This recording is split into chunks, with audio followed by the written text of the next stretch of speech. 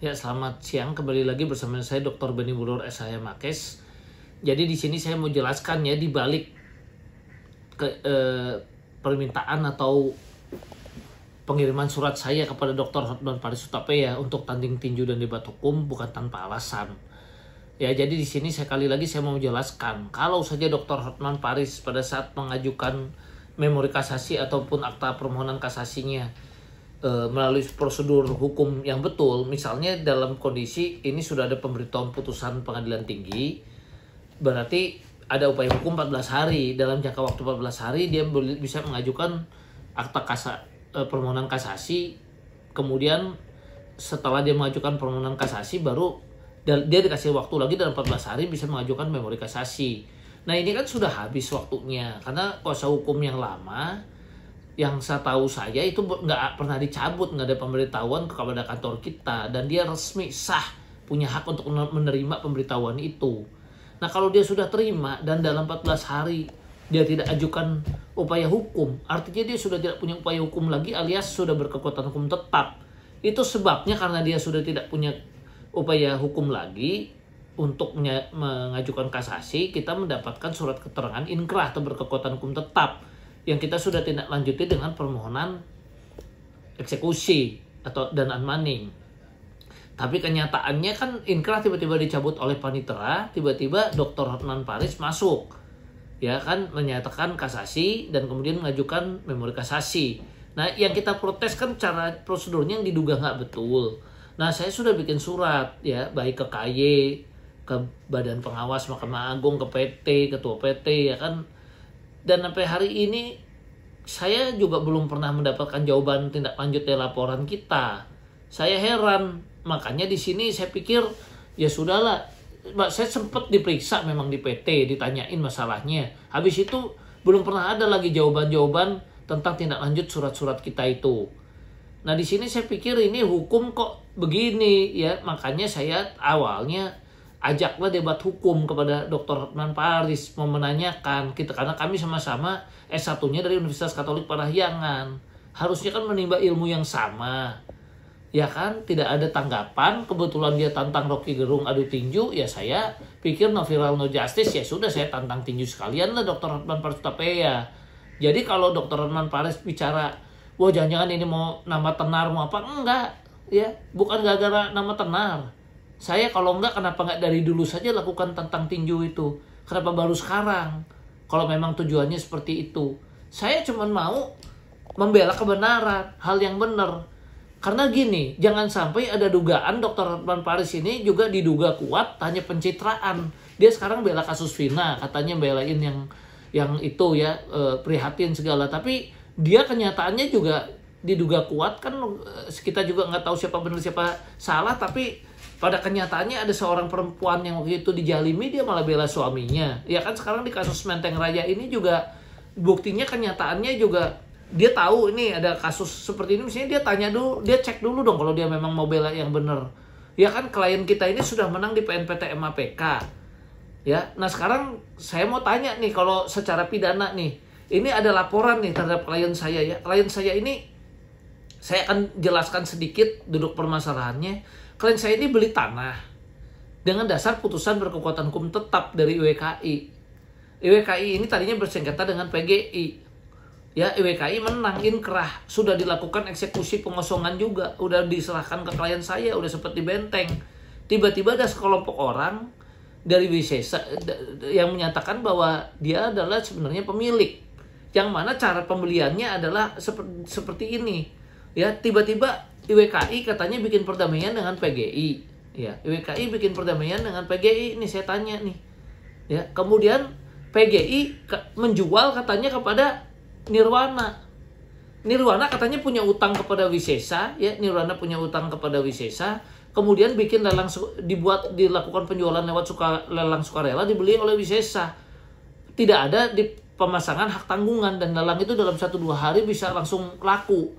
Saya mau tanya prosedur hukumnya kalau diduga seperti itu Pak Dr. Hotman Paris bagaimana? Apakah itu bisa?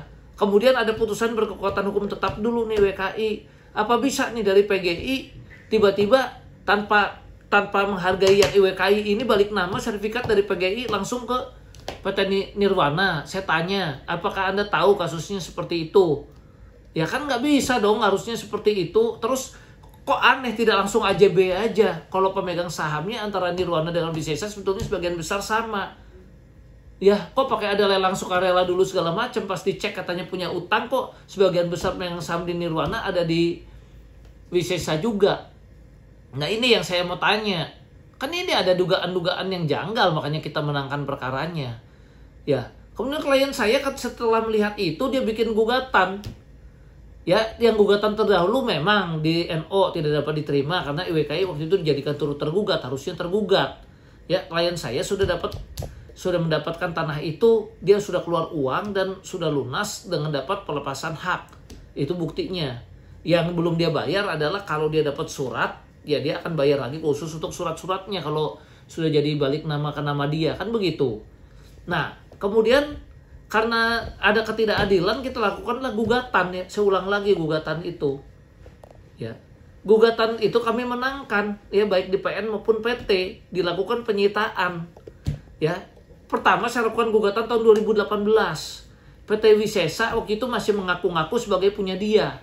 Ketika kita mau diputus menang, ya karena sudah disita kan, kalau udah disita logikanya harusnya kita menang dong. Nah tiba-tiba ada perlawanan dari PT Bangun Inti Arta yang menyatakan bahwa dia udah beli dari 2013. Pemegang saham di Bangun Inti Arta ada PT Wisesanya dan sebagian besar yang pemegang saham di Nirwana dan Wisesa juga pemegang saham di Bangun Inti Arta. Lah ada dugaan permainan apa dong dilakukan jual beli, tapi pada saat dilakukan gugatan Bangun Inti Artanya nggak muncul, bilangnya ini mesti punya Wisesa. Betul nggak? Nah berarti kan ada dugaan memasukkan keterangan tidak benar dalam akta otentik dong dalam putusan itu yang dilakukan oleh Wisesa. Ya betul nggak? Nah tapi yang lucu klien saya nih oleh perwakilannya dari Wisesa dilaporkan di Polda Metro, dia yang hilang uang, dia yang nggak punya tanah jadi tersangka. Kita protes, kita fight, akhirnya kita menang di SP3, tidak cukup bukti.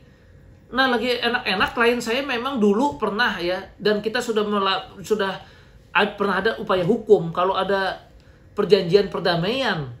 Ya, ada perjanjian perdamaian nih antara IWKI dengan PGI yang tadinya mereka sengketa dan ada putusan berkekuatan hukum tetap. Kalau terjadi sengketa kepemilikan seperti yang tadi saya bilang runutannya, mana yang lebih kuat? Dari fatwa MA menyatakan yang putusan berkekuatan hukum tetap harus dikesampingkan yang dari hasil perdamaian. Artinya apa? Dari awal dong si Bangun Inti Arta dan rekan-rekan ini menyadari bahwa dia bukan pemilik. Lah dia datang ke polisi, dia jadi pelapor. Loh dia yang diduga melakukan 266-263 dong, masukkan keterangan tidak benar dalam akta otentik. Dia udah sadar nggak punya legal standing, kok dia bikin laporan?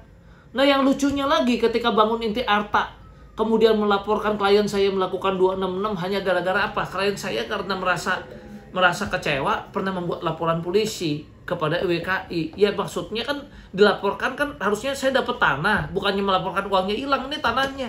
Tanah saya kok Anda malah bikin perdamaian dengan PGI gitu.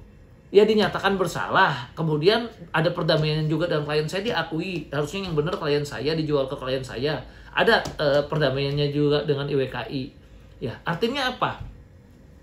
Dari situ aja udah kelihatan dong klien kita di posisi yang mana. Iya kan? Nah sekarang dia nih yang udah bayar, udah keluar uang, tanahnya nggak dapet, uangnya nggak ada. Berarti yang dirugikan posisi di luar klien saya. Surat-surat semua atas nama Bangun Inti Arta. Kemudian sekarang juga diduduki dan dikuasai oleh Bangun Inti Arta itu tanah. Tapi yang lucu, yang dirugikannya klien saya yang jadi tersangka. Lah hukum macam apa? Coba Pak Dr. Hotman Paris pikir gitu. Ya, ini kan ada dugaan mafia hukum dan mafia tanah. Kemudian yang lucunya lagi, ini 266-263 sudah pernah SP3 loh. Ya, di Polda Metro. Kok bisa dilapor lagi diulang di Mabes? Yang lucu apa? Ini harusnya kan di Krim Umum. Kok bisa larinya ke Krimsus ditanganin oleh Pak Jenderal Wisnu? Ya, dan saya tanya waktu diperiksa oleh penyidiknya, Pak, ini gimana coba kondisinya? Bapak punya nuraninya ini klien saya, masa dijadikan tersangka? Ya mas, penyidiknya cuma hanya bisa bilang, ya gimana ya Pak, itu pimpinan-pimpinan kami, perintah pimpinan. Apakah hukum harus diatur dengan perintah pimpinan? Ya, sekarang saya tanya lagi ke polisinya yang netepin tersangka ke klien saya. Ini Pak, saya punya bukti ya, tahun 2018 Bangun Inti Arta keluar uang ke siapa, saya tanya. Keluar uang beli tanahnya berarti ke Wisesa, betul nggak? Lah kalau Wisesa sekarang mesti ngaku-ngaku sebagai pemilik tanah di perkara 2018. Bangun Inti Arta sekarang bikin laporan polisi 266263. Loh kenapa yang jadi tersangkanya bukannya Wisesa? Yang jadi tersangkanya langsung klien saya tunggal lagi. Ya langsung ditetapkan. Atas dasar itulah saya lihat, wah ini udah nggak betul. Ya apalagi ada kata-kata perintah pimpinan. Saya mau tahu pimpinan mana yang dimaksud, kan begitu. Kok bisa begitu dengan perintah pimpinan kemudian klien saya jadi tersangka. Akhirnya saya lakukanlah pra peradilan. Untung dapat hakim yang nuraninya masih baik ya di selatan, sehingga hakim kelihatannya melihat dan menelaah kasus ini. Pra peradilan saya menang, tersangka dinyatakan tidak sah. Tapi sampai hari ini SP3-nya tidak keluar. Ya. Dan yang lucunya lagi, kalau toh mau berlanjut, ini kan berarti salah tersangka, bukan klien saya harusnya. Kenapa sih Wisesa yang saya udah kasih bukti-bukti tidak dijadikan tersangka juga sampai hari ini? Ini yang saya bilang no viral no justice, Pak Dr. Hotman Paris Hutapea. Ya, makanya saya bilang, mari kita debat hukum. Mari kita tanding tinju. Ya saya tahu Anda sudah tua mungkin ya, Anda juga takut menghadapi saya kan. Saya duga seperti itu gitu kan. Ya tapi ya saya kan dalam kebenaran. Ya, saya bicaranya dalam kebenaran gitu. Nah, jadi disinilah saya minta ini diawasi oleh masyarakat, oleh netizen. Apakah mungkin seperti yang tadi saya cerita, yang harusnya perkara di krim umum bisa lari ke sana. Tanya ke anak buahnya ketika kasih bukti-bukti, perintah pimpinan, Pak. Mohon maaf, katanya. Ya memang, ini jangan sampai ada dugaan-dugaan terjadi lagi kasus-kasus seperti kasus Sambo yang perintah pimpinan. Sehingga nanti kalau ada laporan ke Propam, laporan kemana, yang jadi masalah, jadi korban cuman polisi-polisi yang sebenarnya melaksanakan perintah pimpinan. Padahal ini perintah pimpinannya perintah pimpinan siapa? Saya minta coba kita duduk sama-sama para ahli pidana, ya dikumpulin, jangan pendapat saya aja, para lawyer, ahli hukum, polisi yang lain. Saya tanya nih, orang udah tahu ya, ada fatwa MA dinyatakan loh berkekuatan hukum tetap yang benar, udah diuji berkali-kali di pengadilan. Dia bikin gugatan lagi tuh di Bandung nih si lawan klien saya ini. Di Bandung nih dengan majelis hakim yang berbeda, di PNPT pun kita menang, inkrah.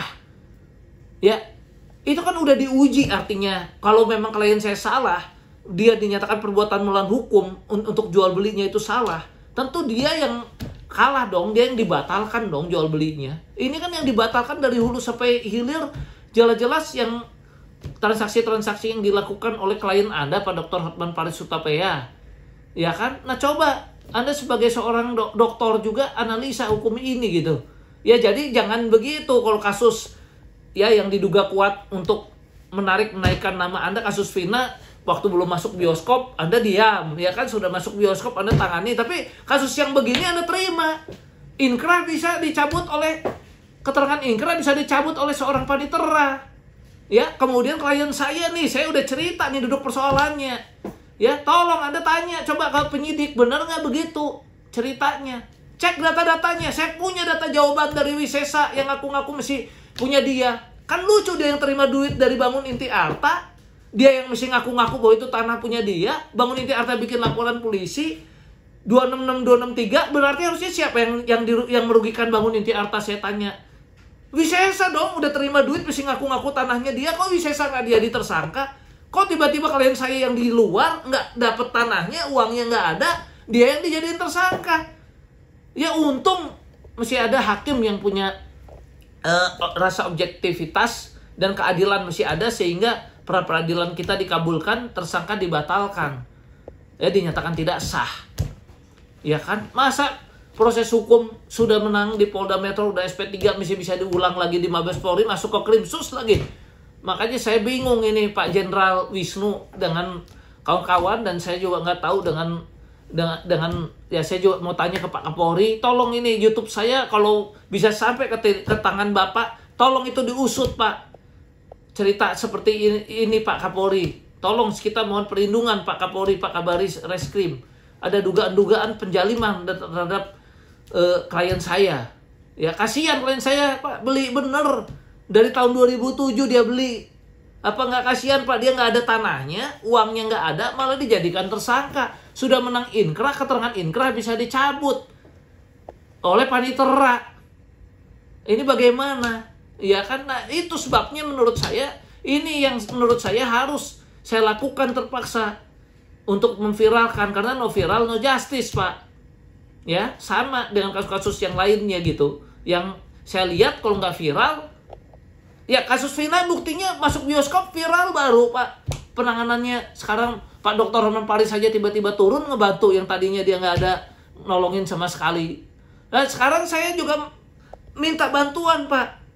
Ya mompong ini akhirnya viral karena saya ajak tanding tinju dengan Pak Dr. Hotman Paris. Bukan masalah tinjunya yang saya kedepankan, masalah keadilannya untuk klien saya. Ya tolong ini diusut Pak, tolong Pak. Laporannya itu kan katanya masih berjalan. Ya tersangka sudah dibatalkan. Nah tersangkanya mestinya siapa Pak kalau dengar cerita saya? Atau saya yang harus kuliah lagi? Ya, sekian dan terima kasih.